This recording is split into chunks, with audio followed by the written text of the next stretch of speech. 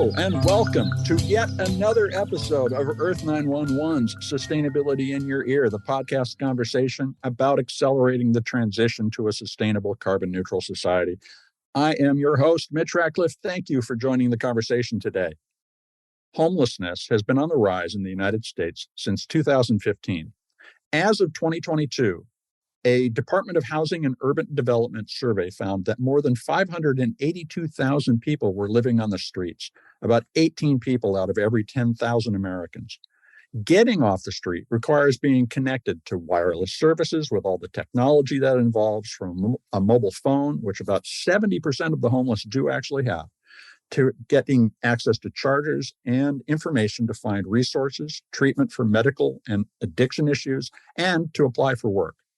Today, we welcome back Zac Clark. He's the founder and executive director of the HomeMore Project in San Francisco. The HomeMore Project has distributed a unique solar-powered backpack, the Makeshift Traveler, which features a built-in charging station and comes packed with an AM/FM radio, rechargeable flashlight, sleeping bag, and other necessities. We first talked to Zac back in January 2022, and at that time he was in college and the Makeshift Traveler was a prototype. But today, the organization has delivered hundreds of backpacks and has extended the program to other parts of California. In March, they completed their first government contract, delivering 60 makeshift travelers that were distributed to homeless veterans by the Veterans Administration in Palo Alto, California.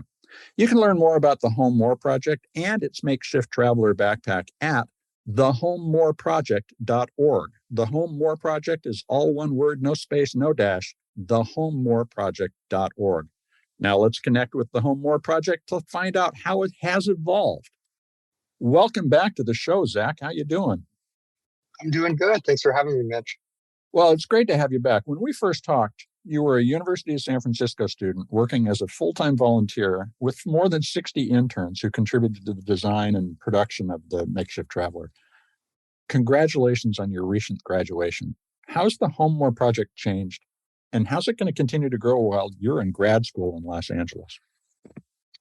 Yeah, thank you, Mitch. Happy to be here. And yeah, so I finished at the University of San Francisco last Saturday, and my undergrad was in international business and marketing. And so I like to think that that sort of helped me learn that perspective of launching an organization. And now I'm going on to UCLA to do a master's in urban planning. I consider myself, I've been working full time for a few years, just without the pay part. So, our priorities just quite frankly have not been to pay me. We've been starting to compensate other people. Of course, building an organization has other overhead costs and trying to grow our program. So, our priorities haven't been to pay me up to this point. So how many volunteers are working on the program? Yeah, so our volunteers, I like to always break down our volunteers by including our board, including our internship program. So our board right now is about 12. Our internship program at one point was up to 60, 70 interns. Right now we've condensed it down to 20 as we shift into looking at part-time and full-time people later this year. And then we have I call an accessible volunteer base of about 75. So these are people that have reached out. They're, geographically located in the Bay Area, and they're willing and able to volunteer with short-time notice. So you have actually got that Makeshift Traveler backpack out there. It was an idea last time. It was a prototype last time. How has it performed? Is it working up to your expectations and doing what you hoped it would? Yeah, I mean, as you mentioned, one of the core points of the Traveler is the solar panel, the ability to charge a cell phone, other devices, and to stay connected to services and family. And so I think a lot of our focus when developing it was focused on perfecting that technology aspect of the pack, and maybe some quality control of other aspects of the pack weren't up to standard. And so earlier this year, after we had distributed about 100 packs in sort of a testing period from October to December last year, earlier this year, we discovered that our zippers were breaking. And I don't know if you ever had a backpack that doesn't have an operating zipper, but you basically don't have a backpack. Yeah, it's not a backpack. So yeah, so we spent about 3 months from January to April working with a sewing company, fixing the other 250 units that we had already made. And, you know, that aside, there's many positive stories, which I'm sure I'll get into, but that was a big challenge that we had to face this year. Well, that's a realistic and predictable thing. It's a product has flaws, and so would you describe what you have done now as a V2 of Makeshift Traveler? And are there any other capabilities added besides the new zipper? Yeah, so pretty much our philosophy was we just wanted to make sure that these units we had made Mhm. could be used, up to standard when we give them out right now. So we've yet to make another purchase order. We're planning to do that in July, and the next unit will, you know, obviously have much improved zipper systems. It will also have a um, the USB port will also be able to be charged through an outlet. So there's a battery pack in the Oh, backpack, and right now the only way to charge that is through the sun. right. Um, but occasionally people do get access to charging ports, so we want to give that opportunity to them. Um, So now that it's in the field, can you tell us how a makeshift traveler changes a person who's unhoused? How does it change their life? And for instance, I was following the story of Thomas, who moved from the streets to a home in just a few months after getting his makeshift traveler. What's the experience of getting one? yeah, yeah. I mean, I'll start with the Thomas story because it's entirely different from the people that we serve on Hmm. the day to day. We partnered with a agency in San Luis Obispo, California earlier this year, and we gave them 20 packs to give to their community. And San Luis Obispo is a very rural area, and often the people experiencing homeless there are living along creeks, they're living in the woods.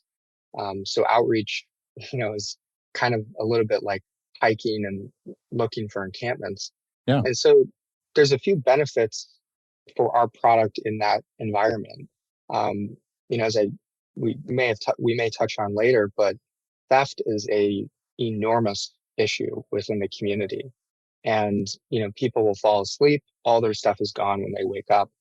And so we've had, a lot of our packs stolen. Um, Mm. and so in a area that's rural and much more spread out, it's that is a non-issue. The other thing is, Thomas had been homeless for, I believe it was 3 years. And one of the biggest challenges for him is he could never keep his phone charged because he was living along a creek bed. And so the only way to communicate with him is they would do outreach every couple of weeks and, update his case. And so when he got his makeshift traveler, he was able to constantly charge his phone. And then, that connection was the bridge that he needed to get into housing. Now, another example is a couple living on the street named Q and Michaela. Tell us about how they've been using their makeshift travelers. Yeah, so Q and Michaela, we connected with in March, and they actually live in a vehicle. So they have Mhm. not yet transitioned into, I guess the negative side would be a tent, the positive side into a housing unit.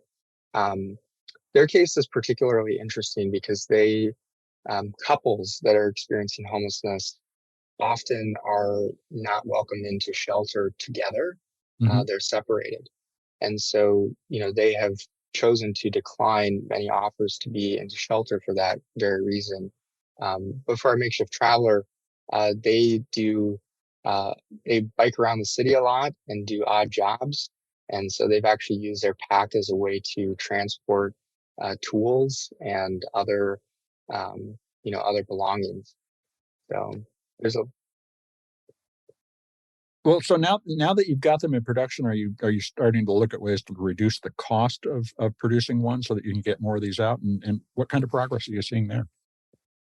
Yeah, so when we initially developed and went through the manufacturing process, it was in just at the tail end of uh, the height of COVID-19. Hmm. And so a lot of prices were increased. Um, Per unit, the last production run was about $104.15. We anticipate the next round to be around 95. But the 95 actually also includes many iterations, that Hmm. I mentioned. And a few that I didn't mention, I think the solar panel will have a cover. We'll have dividers in the pack. So right now it's kind of just like sort of like a pit, Hmm. but we'll have dividers. And we're actually looking to condense the size of the outer shell a little bit, make it more. Right now, the edges are a little rough, so if you bang into someone, it probably isn't the most comfortable. Well, now you have done one project where you sold some of these to the Palo Alto Veterans Administration Hospital. Have groups been contacting you about bringing Makeshift Traveler to other states and communities? Yeah, we get a lot of inquiries. It's kind of interesting navigating like who's people are a bit vague when they reach out because Hmm. they don't know if we are going to sell them to them or they want us to donate to them. But our philosophy has always been to serve as many people as we can serve, especially with a pack like that. So um, if government agencies are willing to support our organization, that just in turn supports more packs that we're able to eventually deliver. So So what is the relationship when, for instance, how did the VA in Palo Alto work with you? yeah, so it was working with the government is a pretty interesting experience. It was pretty as people can imagine, pretty bureaucratic. Like it was Mhm. very to the point. Uh, we want 60 units. We sent them what we're willing to sell them for, and they checked it off. It was about a 2 month process of being vendorized. But yeah, it was very simple. And I think it alludes to how a lot of organizations are able to go from grassroots to being large scale is Mhm. just working with agencies like that. I want to get into more of that. Let's take a quick commercial break. We're going to be right back to continue the discussion.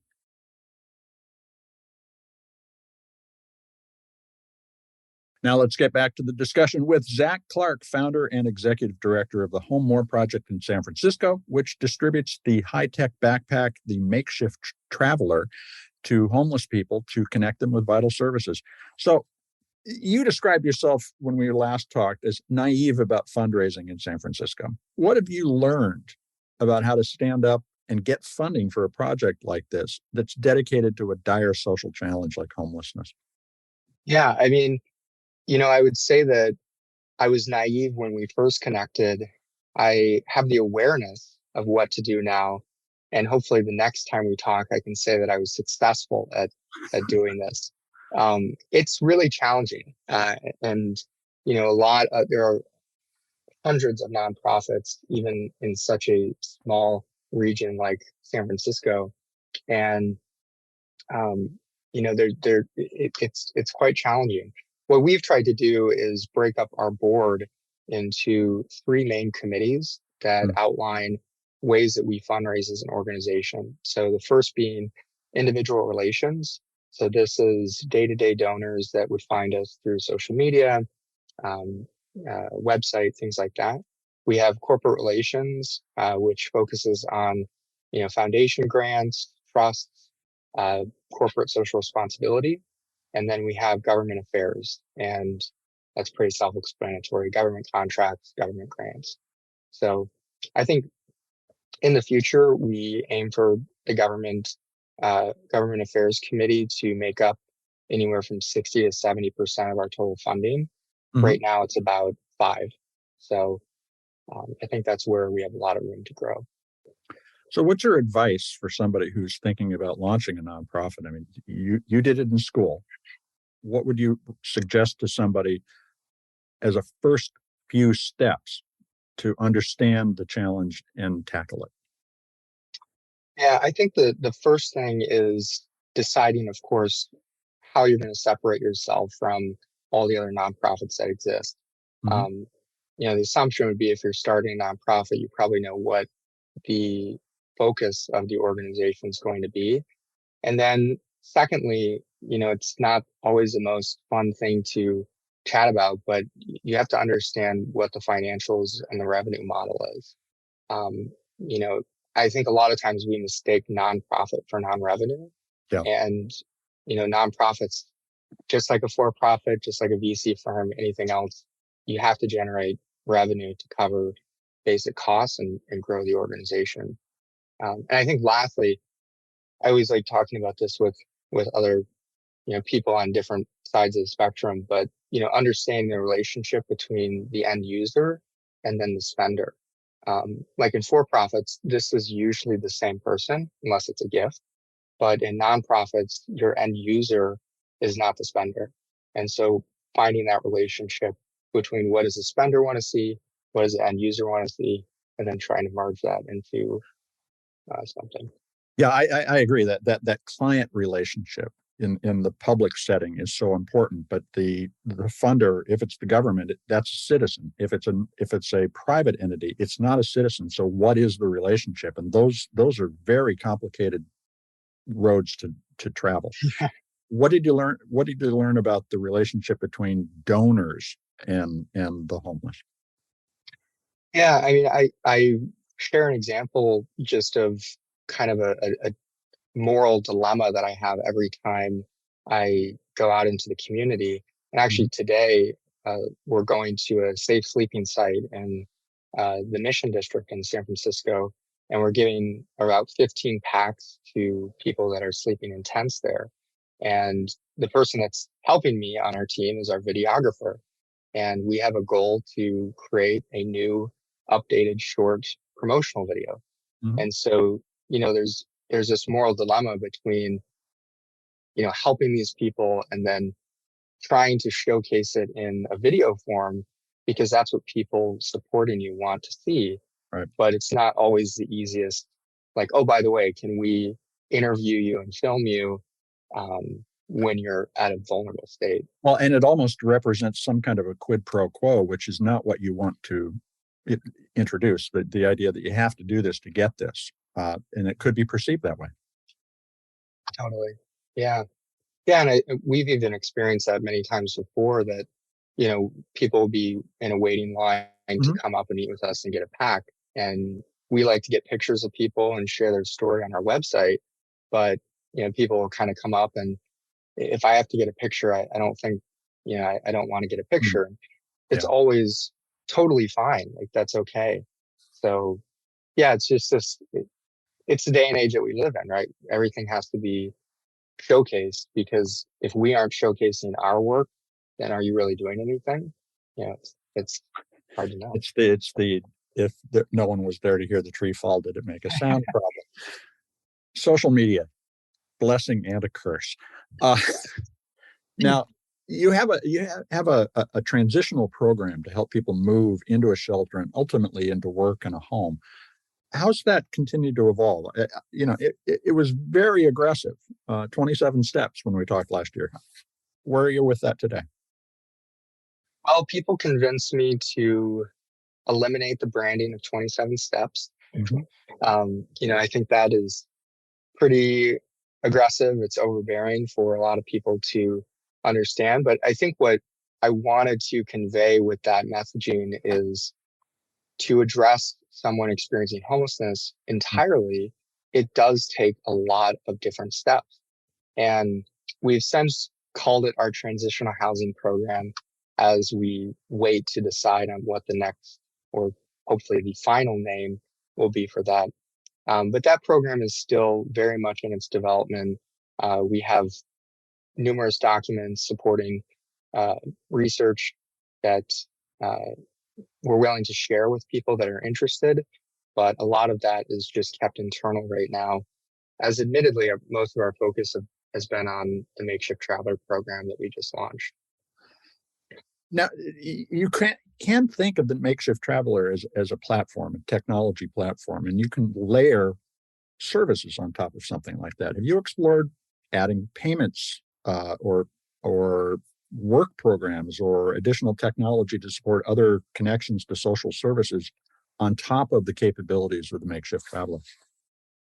Yeah, I think we've scratched the surface of that. When we connect with people, as I mentioned, we take a picture, we put them up on our blog if they want to, and then we share their stories. But the headline uh, almost always is their name and then their previous occupation.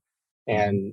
And I think that employability is one aspect of someone getting out of homelessness, but it could be the primary reason that someone does, and we've seen that.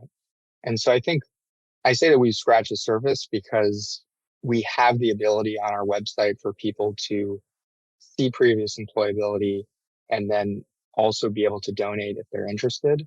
Um, but has that happened yet? No. Okay. But I think that it's certainly a possibility. And a lot of the people that we meet are, former like hands-on type of jobs, construction, plumbing, and these are skills that while may have, you know, decreased a little bit, can certainly be revamped. So I think that that's a huge opportunity for people to re-enter working. When we also talked last year, you spoke about the importance of small businesses' role in getting the homeless some assistance. And San Francisco, almost more than any other city in the country, has been really harshly impacted by the pandemic.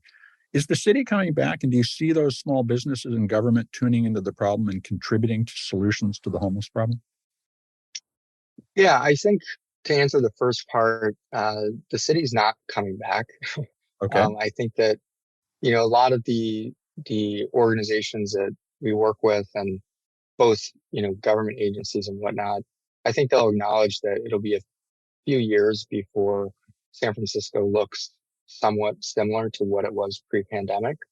Um, and a lot of that, I think, is just the nature of the economic cycle of when you go into such a downturn of the city, uh, it takes time to bounce back and the businesses circulate. And so I think we're a few years away from it being like that. But um, yeah, I mean, the unique part about it is there's new restaurants that are always popping up, and yeah, it's an interesting time to be here. And do you see business recognizing that part of their engagement with the community involves their addressing the homeless problem on the streets in front of their storefront?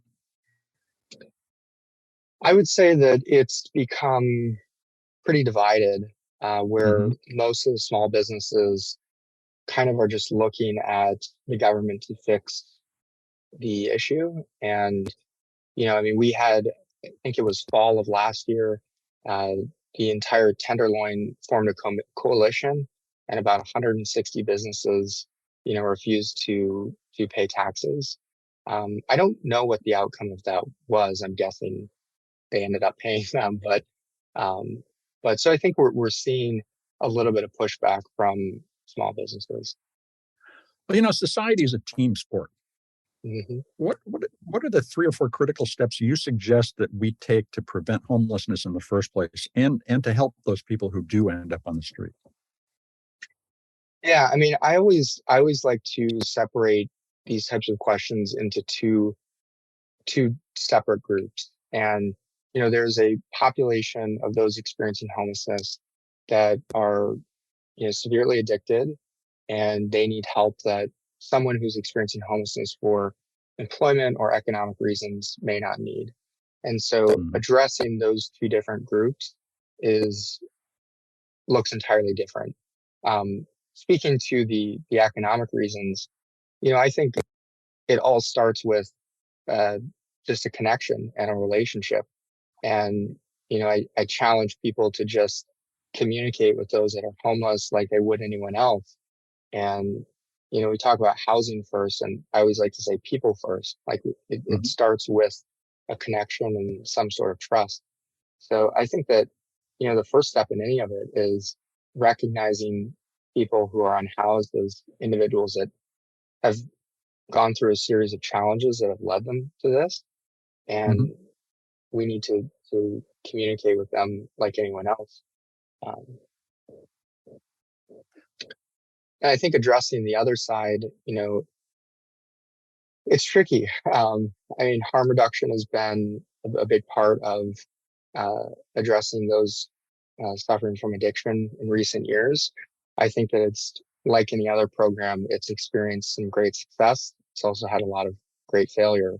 And interestingly enough, actually yesterday, Mayor Breed announced that they would begin arresting people that were openly using. So I think it's a very complex situation that needs to be looked at independent of just housing. Well, you're hitting on a really important thing when you talk about recognizing these people as individuals. How we define who we are is very important. That's what we're talking about when we talk about diversity, equity, and inclusion is the definition of we. And we tend to think of the homeless as not part of society. In fact, I probably used some language which would reinforce that perspective. Sorry about that. If we were to help these people, based on the experience that you've had working with them, help them systematically, what kinds of value and creativity could we unlock? Could we solve some problems by bringing these people into our bigger we? Totally. Yeah, I think, my favorite thing when I connect with people is just learning about their interests or learning about their hobbies. And, I've met so many people that are incredibly talented, from artists to musicians, a lot of interests that don't necessarily directly translate to economic success, but they're valuable in many different ways to society. And so, looking at how can someone who's unhoused but makes incredible art, how can we leverage their art as a way to connect with people and get out of homelessness? So I think there's so much creativity and value. And, as I've said so many times, it's not like the people who are actually experiencing homelessness, it's tragic. And that's a huge part of the equation, but it's also you and me, right? It's also the tourists that come here. It's also the small businesses, right? I think we're all invested in helping these people, helping the situation. And, it's undoubtedly, we don't hurt anyone by helping these people. It's only up from here. So that again, an important perspective. The idea that we don't hurt anyone by helping these folks is critical, because there's this kind of they're taking from us perspective that's argued from the other side of the conversation. And what we're also doing is raising all boats in the more traditional sense that the United States invested in the mid-century, last century. Your project is so important. How can listeners support HomeMore, and where can they do that?